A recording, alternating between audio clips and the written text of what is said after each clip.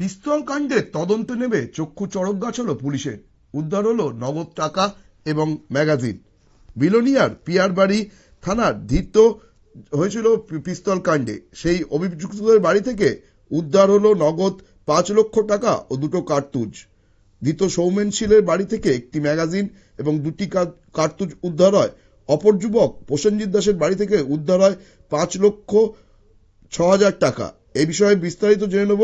সঙ্গে রয়েছেন আমাদের প্রতিনিধি বিশ্বজিৎ দাস। বিশ্বজিৎ, এই যে পিস্তল কাণ্ডের তদন্তে নেবে নগদ টাকার কার্তুজ উদ্ধার হলো, এই ঘটনাকে কেন্দ্র করে এলাকায় উত্তেজনা কিরম, পুলিশ কি বলছে?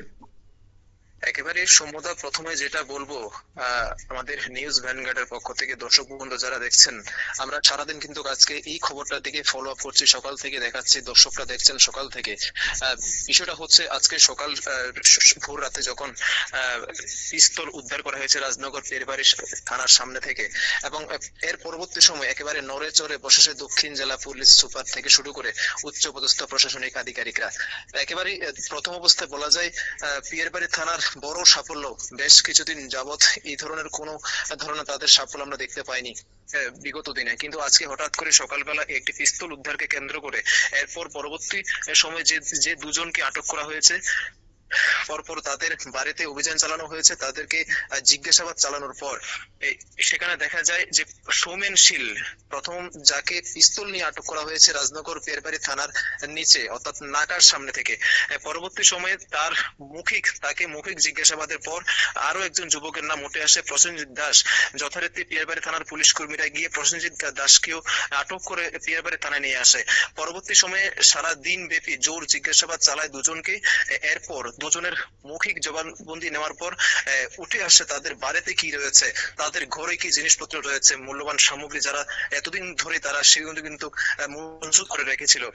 যেটা তুমি কিছুক্ষণ আগে বলেছিলে, সৌমেন শীলের বাড়ি থেকে উদ্ধার হয়েছে পিস্তল, ম্যাগাজিন ও 2টি কার্তুজ। পাশাপাশি প্রসেনজিৎ দাসের বাড়ি থেকে উদ্ধার হয়েছে নগদ 5,06,000 টাকা। এই 5,06,000 টাকা কেন বাড়িতে রেখেছেন তিনি এত নগদ অর্থ, সে নিয়ে কিন্তু প্রশ্ন চিহ্ন দেখা দিয়েছে।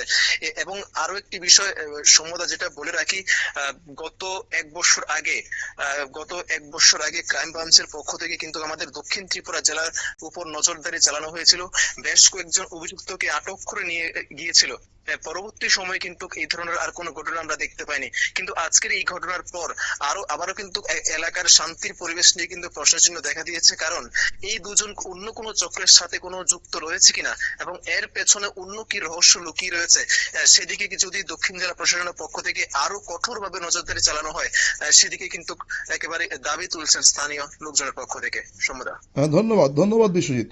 আমরা শুনে নিলাম আমাদের প্রতিনিধি বিশ্বজিৎ দাসের বক্তব্য। তিনি জানালেন এই ঘটনাকে কেন্দ্র করে যথেষ্ট উত্তেজনা রয়েছে। দক্ষিণ জেলা পুলিশ খতিয়ে দেখছে পুরো ব্যাপারটা, যে এই দুজনের সাথে আর কোনো কেউ জড়িত আছে কিনা, কোনো বড় চক্রের সন্ধান পাওয়া যায় কিনা, সেটা তদন্ত করে দেখা হচ্ছে। আমরা নজর রাখবো এই খবরের দিকে। তার আগে নিয়ে নেবো ছোট্ট একটা বিজ্ঞাপন বিরতি।